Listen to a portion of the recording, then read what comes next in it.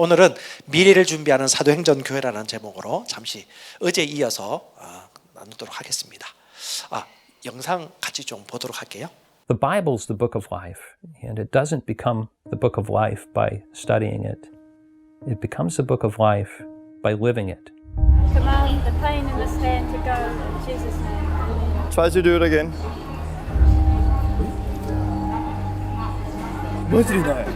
It's gone. What's this? In Jesus' name, Brett. Amen. Check it. Du følte at det skal. Amen. Go right now in the name of Jesus. Try again. Bones, I command you to mend right now in Jesus' name. Can you try that? That? It's similar to Reiki? No. It's not. Jesus. Oh yeah? Jesus. Not Reiki. No. No Reiki. No. No energy. God. No, it's not energy. Okay. No. Thank you, teacher.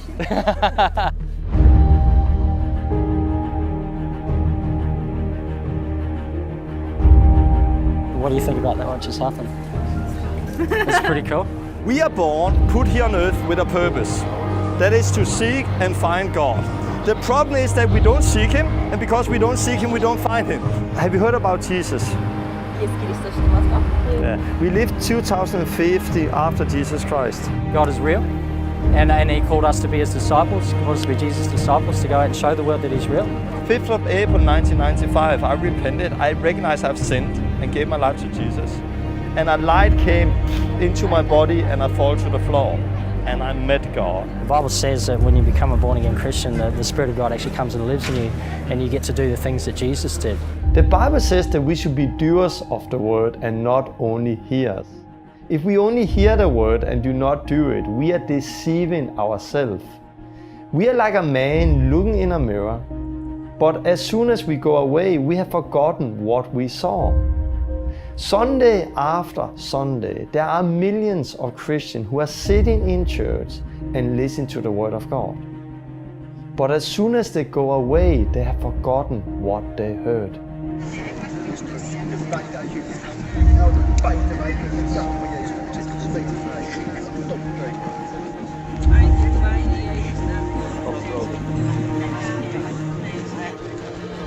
Hey, hallelujah!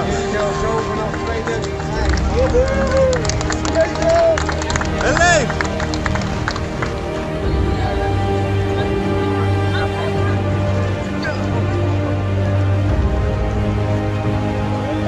Yes!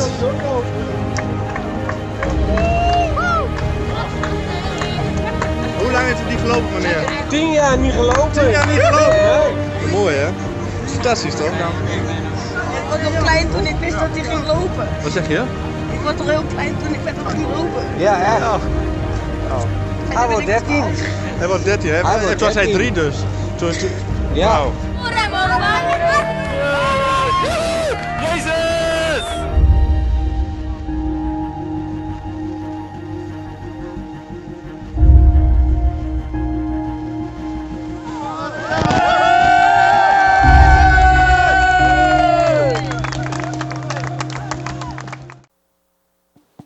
아멘. 하나님을 찬양합니다. 우리 T.L. 오스 목사님이 단순하게 농부였셨기 때문에 예수님이 하라고 하신 사역을 화려함이 없었지만 끝까지 포기하지 않고 순종하셨고 하나님은 말씀하신 대로 약속을 이행하셨습니다. 그런 면에서 볼 때 어찌 보면 여기 나오는 토베 목사님과 전도팀 같은 경우도 이분들이 특별한 사람들이 아니라 그냥 예수님이 하라고 하신 것 가서 복음 전하고 병든 자들이 낫도록 손을 얹고 성령 받고 방언 말하도록 도와주고 가르쳐 지키게 하는 그 사역들을 하고 있는 것이죠. 이것이 주님의 말씀이기 때문에 그렇게 하는 것입니다. 우리 그저께인가 우리 치유에 대한 메시지를 들었는데 대한민국도 그렇고 달라서 믿는 사람 그리고 그 말씀대로 꾸준하게 예수님 오실 날까지 그 일들을 실행하는 사람이 있느냐 그 차이인 것 같습니다. 우리 교회 청년 중에 토베 목사님 사역하다가 온 형제가 있어요. 핍박을 많이 받은 분입니다. 근데 여기는 티칭 이후에 양육이나 교회 세우는 부분들은 조금 한계는 있어요. 근데 저와 여러분들 같은 경우는 기초 양육이라든가 교회를 세우는 교회의 비전과 메시지는 우리가 가지고 있는 부분들이거든요.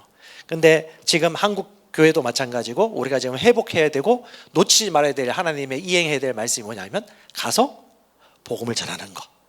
복음을 전해야지 가르쳐 지키게 하는 것이고 가르쳐 지켜야지 교회가 세워지는 것인데 여러분도 아시겠지만 북한이라는 나라에서 예수 믿는 거는 죽는 문제예요. 그래서 예수 믿는 사람이라면 기독교는 어떤 사람이에요? 진짜죠. 시국은요 걸러지죠. 기본적으로 걸러집니다. 일본 같은 경우도 사회적으로 상당히 기독교가 우호적인 분위기는 아니에요. 사회적으로. 제가 일본 가서 느낀 것이 뭐냐 하면 한국도 있고 태국도 있고 여러 군데 가서 봤는데 아주 진지해요. 대체로 예수 믿으려고 하면 진지하게 배우고 오타쿠 문화가 있어서인지 모르겠지만 그 환경 자체가 그렇다 보니까 제일교포 2세라든가 일본인들 보면 그냥 저는 진지하구나 라는 부분들 보면서 한 번, 두 번 걸러졌다는 생각이 좀 들어요. 어찌 보면 예수께서도 이 시대 가운데 손을 얹고 복음을 전파함으로 말미암아 제자를 삼기를 원하시는데 어찌 보면 가장 먼저 지금 우리가 해야 될 것이 뭐냐 하면 결국은 복음을 전파하는 거, 복음을 전파하는 현장에 있는 거. 엊그저께 우리 조규성 전사 간증을 하는 거 들었는데 이 조규성 전사도 너무 쉽게 전도할 것 같잖아요.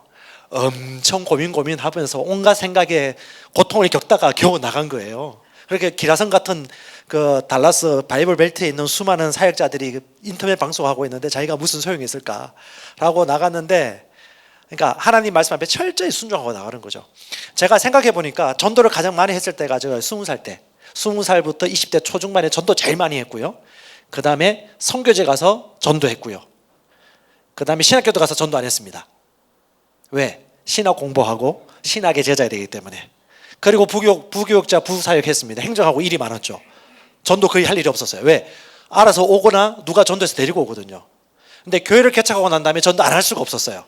그때는 제가 가지고 있는 계시가 뭐냐면 최대한 많이 모이는 거. 왜? 그거밖에 본 거 없었으니까. 그래서 복음 전도하러 갔어요. 물론 거절도 많이 당했죠. 근데 영접도 많이 했습니다. 근데 중요한 건 뭐냐면 전도 현장에 있으니까 하나님께서 구원해 주시는 사람들이 이곳저곳에서 붙여지시고 역사하는 것을 경험했어요. 그리고 난 다음에 시간이 지난 다음에 제가 전도를 안 하게 돼요. 그리고 어떻게 돼요? 그런 역사의 현장이 나타나지 않습니다. 제가 어제 메시지도 그렇고 말씀을 들으면서 다시 한번 하나님이 제게 주시는 말씀은 네가 이 땅에 있는 이유가 뭐냐? 내가 너에게 뭐라고 말했지? 너는 가서 복음을 전파하여 제자를 삼으라. 이 말씀을 신약 성경 그대로 환경과 상관없이 말씀 그대로 물론 지역의 편차는 있습니다. 함부로 하다가 공개되어서 감옥에 가거나 갇힐 분들은 그렇게 하시면 안 되겠죠. 관계십이 있는 사람들은 관계전도 하겠지만 대부분 예수 믿은 지 오래되신 분들은 관계가 없어요. 그럼 뭘 해야 됩니까? 나가서 복음 전해야 됩니다. 그 부분들은 우리 그리스도 대타들 교회도 마찬가지고 한국에서도 앞으로 제가 마음을 먹었어요. 그리고 여러분들을 하고도 간증도 나눌 것이고 또 여러분 현장 속에서 그런 간증들을 같이 나눠주셨으면 좋겠습니다. 역사를 보니까 교회 개척을 일어나는 분위기가 대한민국은 특별히 없었는데 미국은 항상 몇십 년 먼저 좀 일찍 가는 것 같아요. 그 나라는 60년대 후반 70년대 초에 교회 개척의 물결이 한번 일어났습니다. 그때 새로운 회심이 일어나고요. 청년들이 같이 모여서 성령께서 연결시켜주는 소그룹 모임이 많이 생겼어요. 그때 제도권 기존 교회 밖에 유기적인 모임이 막 생겼던 것입니다. 교회들이 그런 붐이 막 일어났어요. 성령께서 원색적인 모임이었고요. 어떤 묵찬개찬 설기찬이라든가 예배 시간이 고정되어 있다든가 이런 전통적인 요소가 거의 배제된 그들만의 유연한 모임이었고, 근데 이 유연한 모임을 보면서 책임감을 가진 어떤 목사님이 투입되어 있습니다. 근데 이분은 뭐냐면 이런 걸 경험 안 한 그냥 전통적 교회 지도자였어요. 그 다음에 이 운동이 사그러들어 버렸습니다. 왜냐하면 틀을 가지고 간 사람이 틀을 만들려고 했기 때문에. 그리고 난 다음에 두 번째가 80년대 후반에서 90년대 초반인데, 이때는 약간 기성교회에 신물을 내고 비판적인 사람들이 일부러 우리끼리 따로 하자, 불만을 가진 사람들이 교회를 만들기 시작했어요. 시작이 좀 이상하죠? 예. 그래서 약간 비판적입니다. 기존 교회나 목회나 기성교단에 대해서 비판적이고 부정적이고, 그래서 이들이 그런 지도자를 비난하거나 거부하고 배타적인 태도를 가졌습니다. 어제 여러분 건강한 교회가 가지고 있지 않아야 될 게 뭐였죠? 예, 배타적이었죠. 예, 그건 이단교회라든가 무너질 교회가 많습니다. 그런데 결국은 이런 지도력을 무시했기 때문에 이 운동 모임은 오래가지 못했습니다. 왜? 부정적으로 뭔가를 비판하고 배타적이었기 때문에. 그런데 여러분 아시겠지만 지금 같은 경우는요, 사람들이 진짜 교회, 진짜 성경이 말하고 있는 삶을 살고 싶은 분들이 많아요. 그래서 한국의 가난한 성도가 제가 통계치로 볼 때는 대한민국 성도의 약 33%라고 지금 나와 있습니다. 그러니까 3분의 1이에요. 그 사람들은 신앙을 가지고 있지만 뉴스를 보면서 같이 비난하거나 혹은 찾고 있고, 아니면 비영리 단체라든가 선교 단체를 통해서 공급은 받고 있지만 조직적인 모임에는 얼굴을 드러내놓고 싶지 않습니다. 그래서 그들은 자기가 드러내기도 싫고 그냥 찾아다니고 있는 분들이죠. 그런데 신약교회 개척자가 양성되어지는 그림들을 보니까 대체로 이런 요인을 가지고 있는 사람들이 교회 개척하기 좋더라. 웨인 제이콥스 목사님도 동일하게 얘기하는 부분들인데, 복음의 정확한 이해를 가지고 있는 사람, 저희 같은 경우는 새로운 피조물의 계시, 새가족반, 양육반, 우리가 하고 있는 기본 커리큘럼이 있습니다.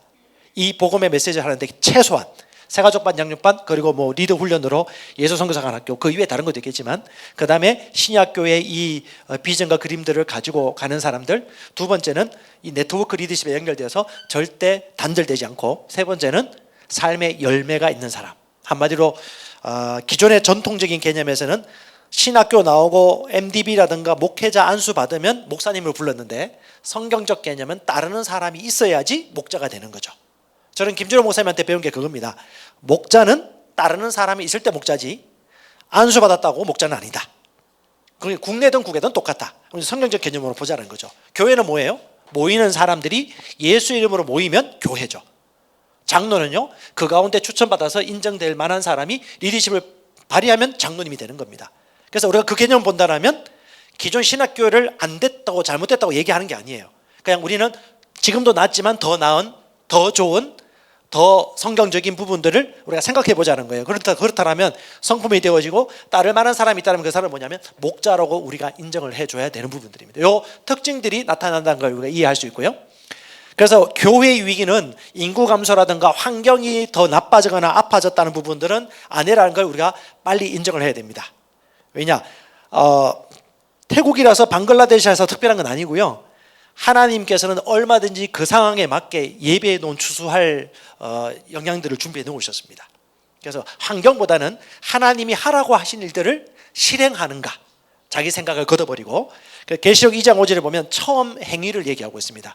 에베소 교회는 회개하여 처음 행위를 가져라. 처음 행위를 가져라 말은 첫사랑을 잊어버리지 말고 회복하라고 하는데, 하나님이 제게 주신 감동은 너 첫사랑했을 때 어땠냐라고 생각을 해보니까 너무 뜨거웠고, 말씀을 사랑했고, 복음을 전하기를 두려워하지 않았고, 지루해하지도 않았고, 목표를 정해서 나갔고, 그러면서 또 하나님께 영광을 돌렸고, 기도하면서 성령의 인도를 받았어요. 근데 시간이 지난 다음에 머리가 좀 빠지고 목회자가 되어지고 행정적인 일을 하게 되어지고 하면서 그 첫사랑과 처음 행위를 잃어버린 저의 모습을 다시 한번 생각하면서 하나님이 주신 마음이, 처음 행위를 가져라. 네가 처음 선교지로, 네가 처음 목회지로 리더로 부름받을 때 주셨던 그 마음, 그때의 행위, 그 중심을 하나님께서 말씀하시고 있습니다. 라도나 목사님도 얘기하고 있지만 결국 우리 심령이죠. 네 마음 중심, 종교가 아니라 진짜 네 마음의 중심, 네 온 모든 인생이 네 것이 아니고 하나님의 것이라는 걸 인정하라고 말씀하십니다. 이 통계해봤는데요, 무종교인들의 종교적 필요성, 한국입니다. 한국 같은 경우는 필요하다고 무종교인들도 인정을 해요. 60% 가까이는.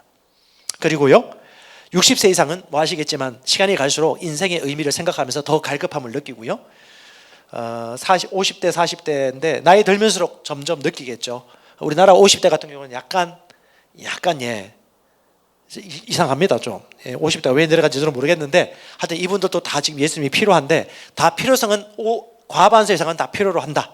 그래서 전도가 안 된다, 그런 듣기 싫어한다는 건 우리 생각이고, 소수의 진보적이거나 반기독교적인 매체들이, 불신자들이 그 뉴스를 띄울 뿐이지 실제는 50% 이상은 복음을 듣기를 갈망하고 있고, 우리 이 네트워크 안에서 이 유튜브 구독자 수가 1만 명 아직 안 됩니다. 그렇다면 4,999만 명은 여전히 복음을 들을 만한 사람들이고, 나가보면요, 저는 항상 강조합니다. 10명 중에 한두 명은 반드시 영접합니다.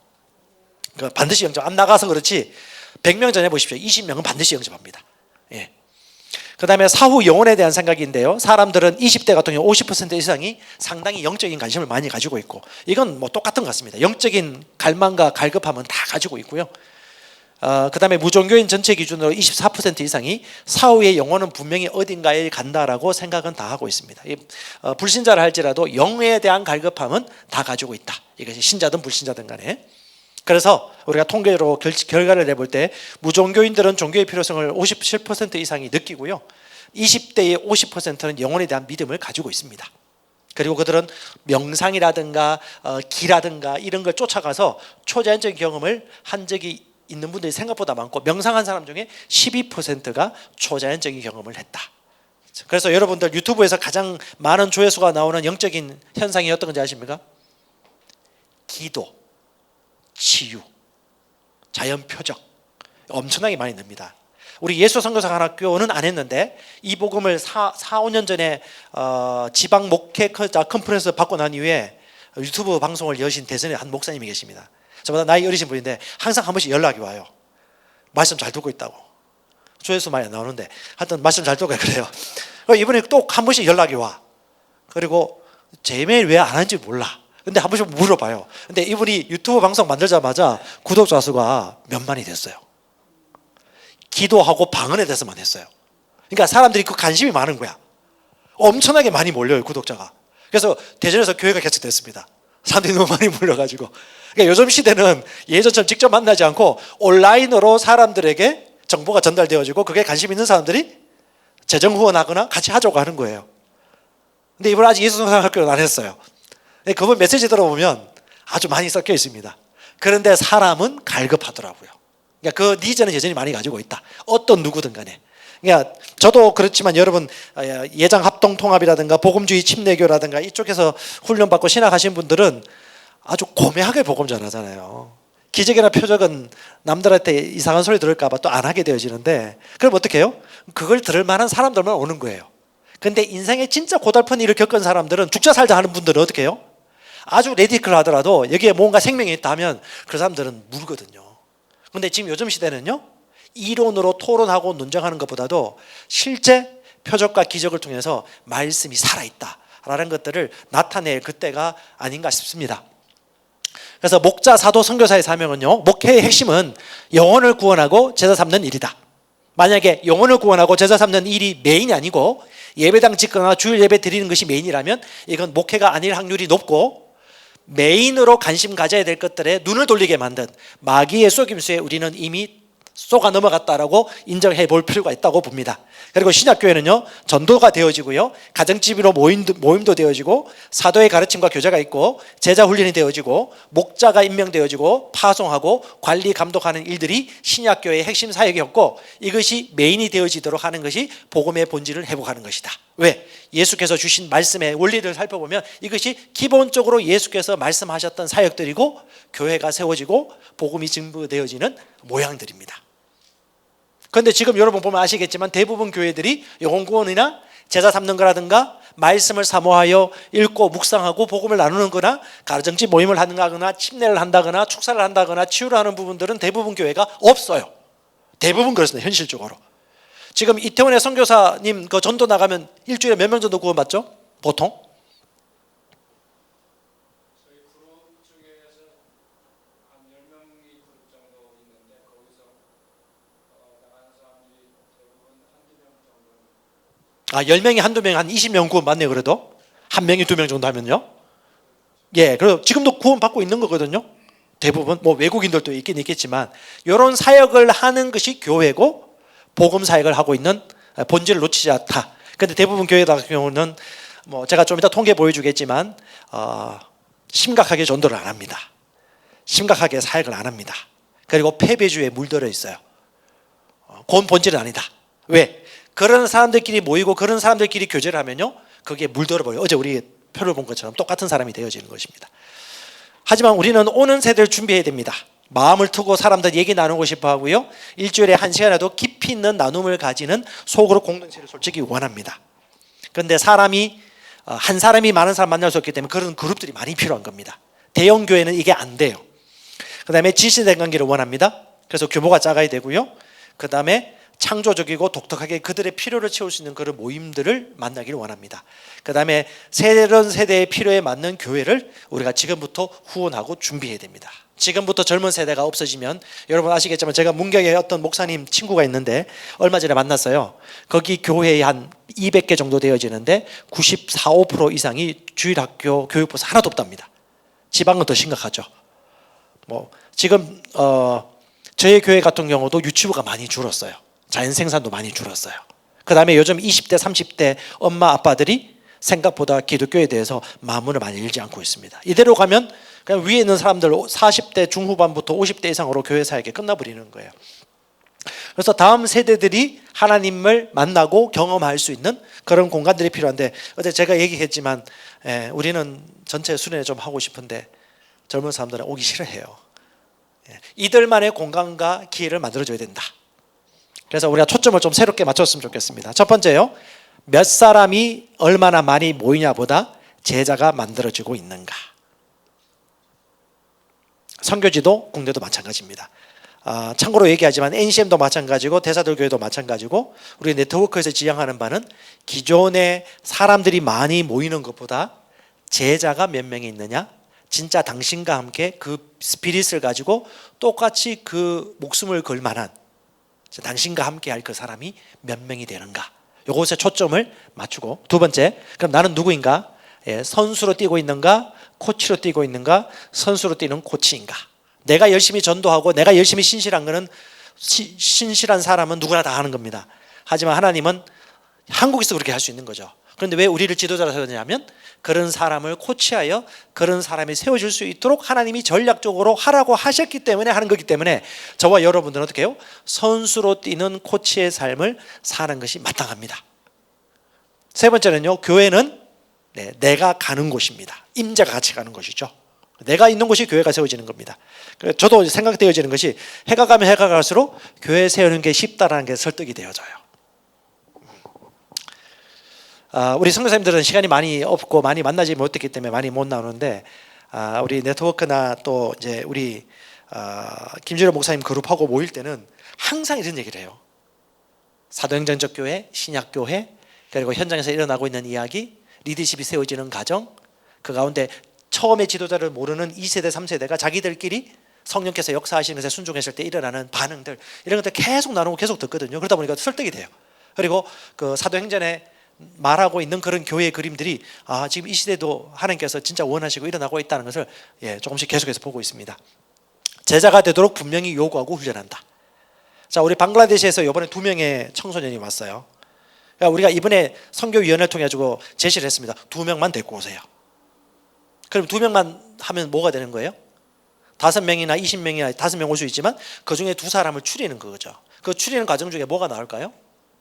진짜 제자 될 만한 사람이 무언적으로 교육과 훈련이 되어지는 거죠. 진짜 제자가 되어질 사람들을 추려서 그들을 세울 수 있는 훈련 과정으로도 이번에 삼을 수 있는 것입니다.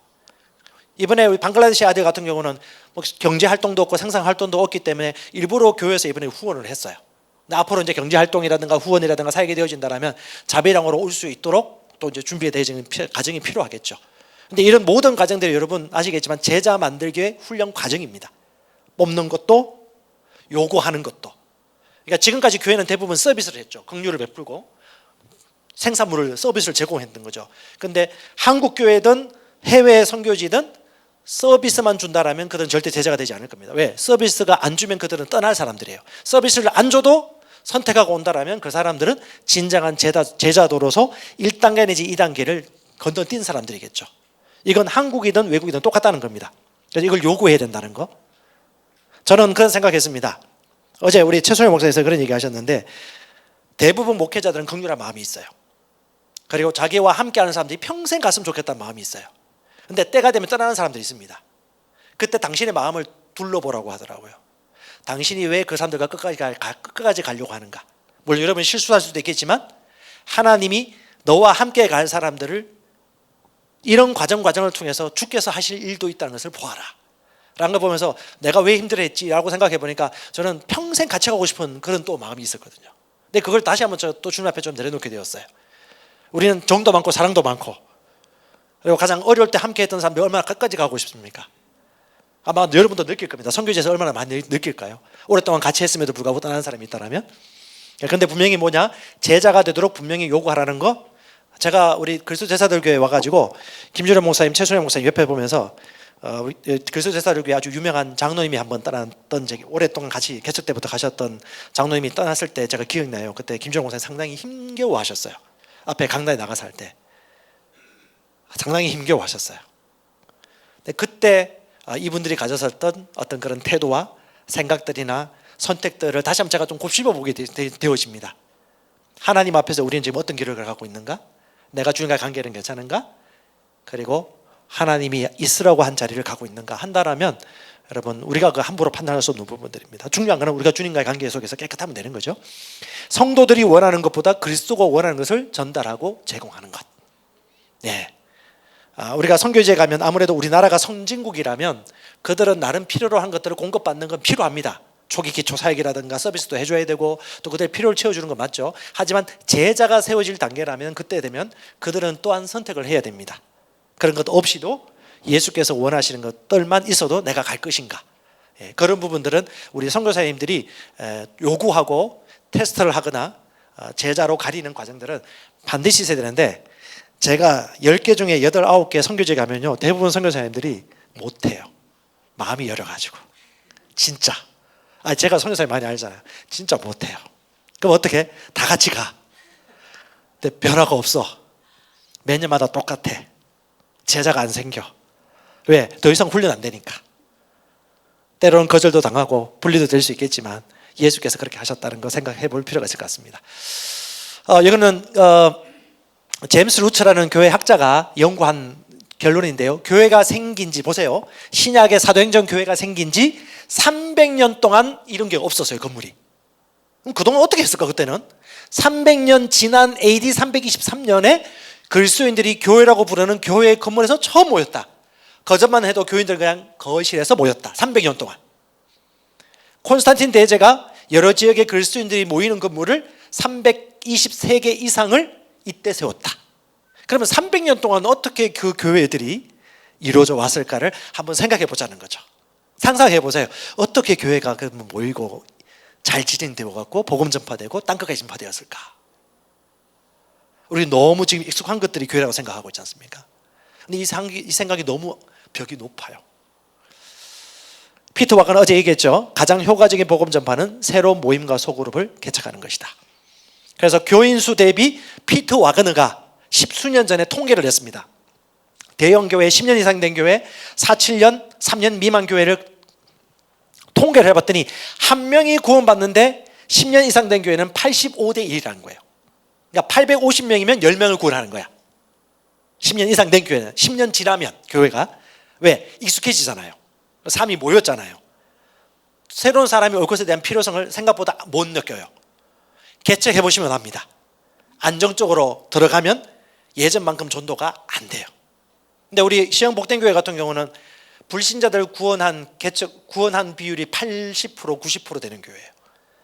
아주 한국 교회 중에 독특한 교회입니다. 근데 그거 보니까 우리 김기현 목사님이 집안일 하시고 후원하시고 하라고 시키시고 이선자 사모님이 직접 현장에 뛰셨어요. 아주 전략가세요. 탁월한 선수를 만드셔가지고. 근데 그게 어떻게 해요? 그 이후에 계속해서 갔나요? 중간에 좀 멈췄죠. 그렇죠. 근데 지금 다시 또 하고 있지 않습니까? 개척할 때는 그렇게 많이 돼요. 그래서 4년, 7년은 7명 중에 1명이랍니다. 70명이면 10명이 구원받는 거예요. 그 다음에 3년 미만 교회는요, 30명이면 10명 정도가 구원받는다. 실제 이게 통계치고 신약교회가 부흥하고 확장하고 영혼이 많이 구원받을 수밖에 없었던 이유죠. 그래서 어떻게 해요? 신생 미만의 교회가 최대한 많이 세워지는 것이 통계적으로 보더라도 하나님의 전략이다. 근데 사람은요, 변화를 싫어합니다. 이 뇌가요, 진짜 움직이는 걸 싫어합니다. 우리 책 중에 역행자라는 책 중에 보면 자아 의식이라 하면 뭐라 말합니까? 자의식 너무 강해요. 환경이 변하는 걸 너무너무 싫어합니다. 근데 참 감사한 것이 우리 조경성 전도사는 그 내 연구를 바탕해서 자기 자의식과 싸웠더라고. 그래서 쳐서 복종시켜가지고 일주일에 몇 명씩 만나고 나가겠다라고 훈련시킨 거예요. 근데 가만히 생각해 보니까 제가 CCC에서 훈련 받을 때 그 훈련 받았거든요. 하나 안 하나 위에 말씀에 순종해야 돼. 하루에 반드시 나가서 3명, 5명 이상 복음 전하에 영접하도록 해라. 이거 그냥 나갔어요 그때. 근데 가장 그게 자의식을 깨뜨릴 수 있는 최고의 방법인 것 같습니다. 성령 충만을 지속하면서 여러분, 감리교 부흥의 핵심인 우리 존 웨슬레 목사님 사역의 핵심이 뭐냐 하면, 교회가 세워지고 부흥되었던 최고의 비결은 뭐냐면 책임감을 가지고 있는 신실한 한 사람이었다. 이걸 강조하고 있습니다. 책임감 지는 사람, 끝까지 책임질 사람. 그러니까 10명, 100명보다도 책임질 수 있는 한 사람이면 교회가 세워지고 그 교회는 계속해서 이어진다는 거고요. 이들은 일주일에 한 번 깊이 있는 나눔의 모임 시간을 가졌습니다. 어떤 내용이냐면 자신의 영적 상황을 같이 깊이 있게 나누고요, 문제를 허심탄회하게 나누고 같이 기도하고 협력했습니다. 그리고 말씀을 공부했어요. 이번에 우리 라도나 목사님 메시지 들어보면 아시겠지만 무궁무진한 게 뭐냐면 기본적으로 루틴이 있어요. 뭐냐면 하나님을 사랑하기 때문에 그분의 말씀을 통한 믿음의 기초를 세우는 훈련이 있었고, 기도하면서 성령 인도를 받았고, 복음 전파 사역 현장에 있었다는 거. 이게 티로스 목사님이 얘기하는 3가지 루틴이거든요. 성도들이 성장하면 스스로 말씀 보고요, 기꺼이 스스로 주님과 교제하고 기도하고, 그 다음에 복음 전파하는 현장을 놓치지 않습니다. 요 3가지는 루틴이고 복음의 진리죠.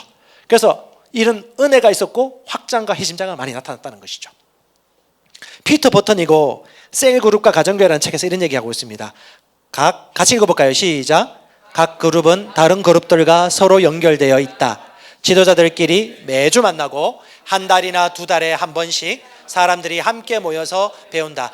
종교개혁 가운데 마틴 부처라는 16세기 개혁자의 그 흐름이 이랬어요. 뭐냐면 이때도 똑같아요. 300년 이전에 큰 대그룹보다도 이런 그룹들이 서로 연결되어서 지도자들끼리 같이 만나고 상의하고 교제하고 같이 배우면서 교회 사역이 확장되어지고 영웅권이 많이 일어났다. 여기 역사적 현장이 나와 있습니다. 300년 이전의 초대교회도 마찬가지고 16세기, 17세기 부흥에 떠도 이런 현상이 동일하게 나타났다. 그래서 건강한 교회 네트워크가 참 필요하고 앞으로 세워질 건데, 그 핵심이 뭐냐면 커뮤니티 교회나 대형 교회에 불만을 갖지 않아야 됩니다. 그러니까 우리는 커뮤니티 교회나 대형 교회에서 불만을 가진다는 자체는 이미 좋은 시작은 아닌 거죠.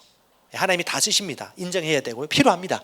그다음에 추수를 잃은 사교모험과 다르다. 추수가 항상 있는 교회, 영혼구원이 있고 사역이 나타나고요, 영적 권위를 인정하고 독단적으로 행하지 않는 이단들의 특징이 뭡니까? 성경 한 구절만 가져오는 거, 그리고 자기만 옳다고 하는 거, 다른 교회들과 연합하지 않는다거나 자기들끼리만 좋아한다는 거. 절대 그렇지 않다는 거죠. 유기적으로 연결된다는 거고, 4번째는요, 오랫동안 함께 지내는 사람들이 아니다. 무슨 말인가요? 늘 새로운 그룹들이 만들어지고 오래된 사람들이 모여있으면요, 여러분 보세요, 사역 안 됩니다. 의도적으로 새로운 그룹 모임을 만들고 말씀에 따라 나가야 됩니다. 그 다음에 정체되지 않고 무너지지 않는다. 이게 건강한 교회 네트워크이고, 이걸 지속적으로 반복하고 우리는 의식하고 생각하면요, 어떻게 해요? 생각이 설정됐기 때문에 행동도 그렇게 나가겠죠. 그러니까 어떻게 해요?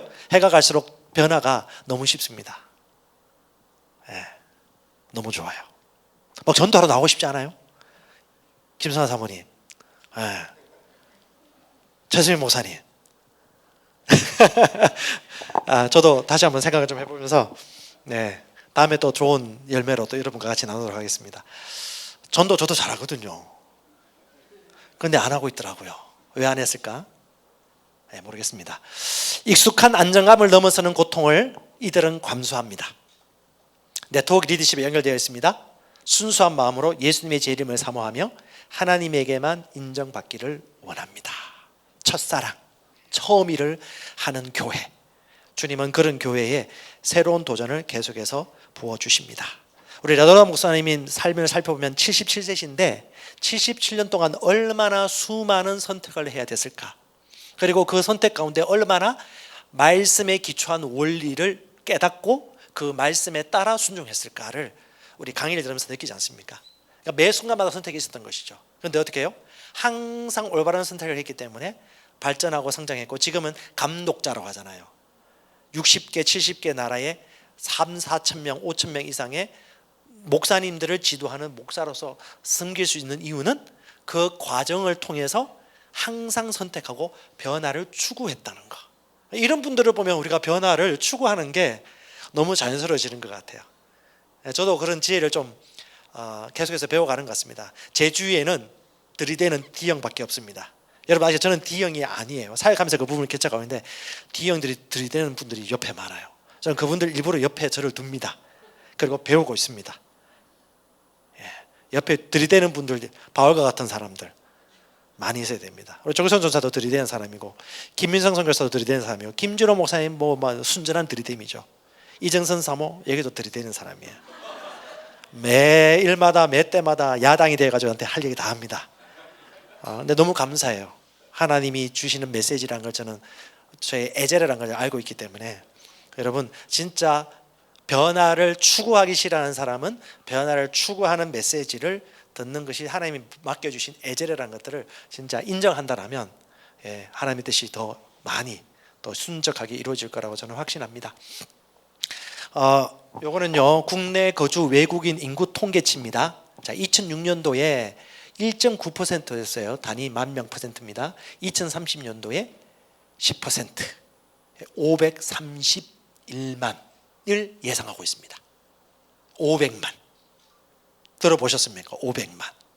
대구가 제가 300만으로 알고 있는데 그 이상의 인구가 앞으로 더 늘어날 수 있어요. 정책이 바뀌면. 현실이에요.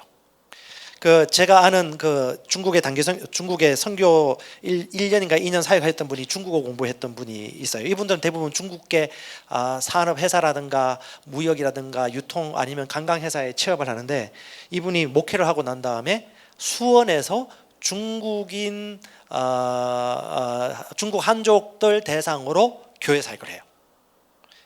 근데 그런 교회 사역하고 난 다음에 한국의 수원에 어디에서 교회 사역하고 한다고 하면서 교회에 가서 선교 보고를 했더니 당신은 선교사가 아니다라고 후원을 건드려요.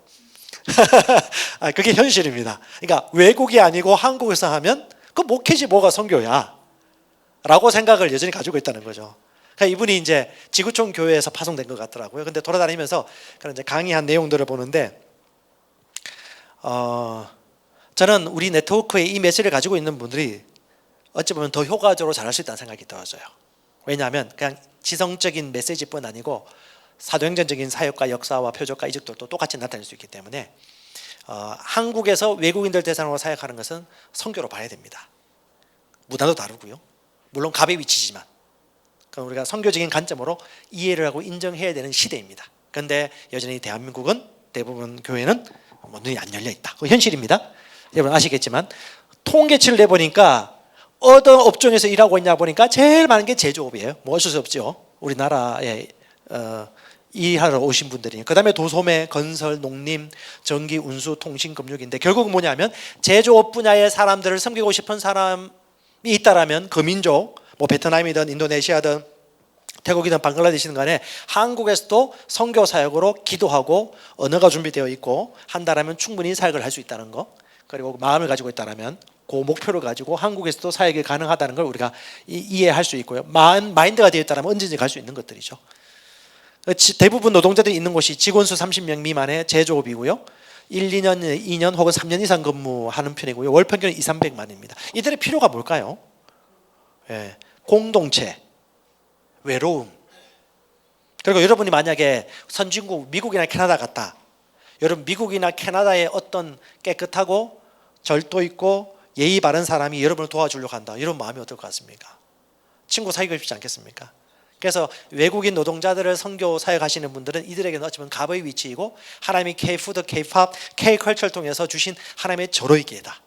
저는 한국에서 좀 이런 사역자들도 많이 나왔으면 좋겠다라는 진짜 그런 마음을 가지고 있고, 우리 10년 전에 김민성 선교사가 그 사역을 했는데 그 이후에 없어요. 나올 법던데. 그런 청년들이나 좀 있으면 좋겠는데 그런 분들은 같이 훈련도 하고 사역 비전도 다시 나누고 했으면 좋겠는데 생각보다 그런 사람이 없고, 여러분 아시겠지만 지금 선교지 가면 막내가 40대 중후반, 더 이상 후배가 안 들어오고 있습니다. 선교지에. 그러니까 선교사님들 지금 50대 60대가 제일 많고요. 그분은 이제 은퇴를 앞두고 있습니다.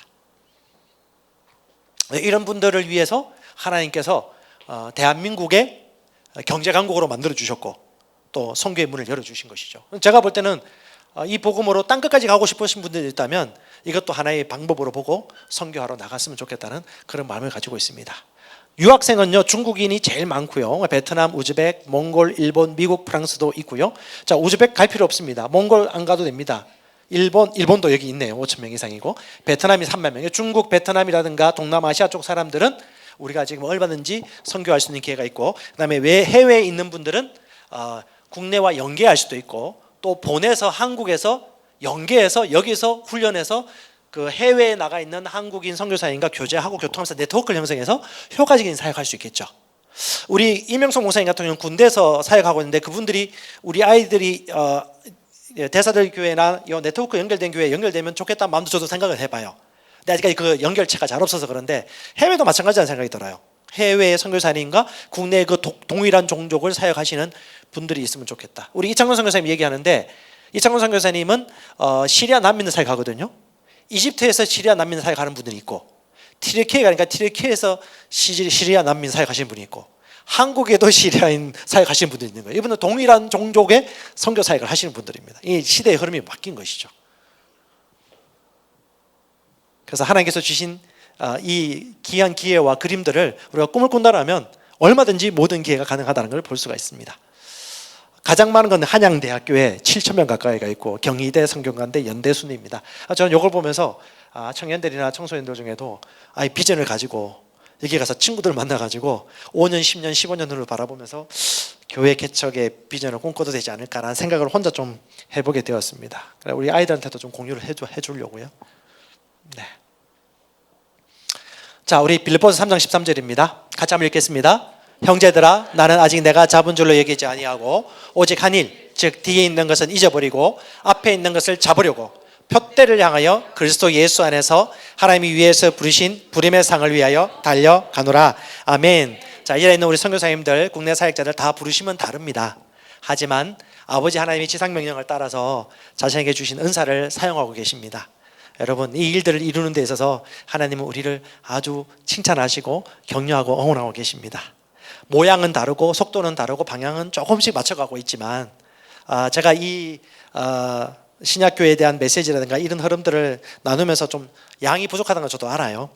하지만 이렇게 나누는 이유는 결국은 하나님께서 이런 방향으로 지금 인도하고 계시다는 흐름들을 여러분 같이 보시고, 내가 지금 있는 현장에서 이런 흐름을 갈 수 있고 실행할 수 있는 사람들이 붙여주신다면 그들에게 여러분들이 이 비전을 심어주시고, 그러니까 이런 데서는 교회 사역할 수 없어요. 뭘 해야 되냐?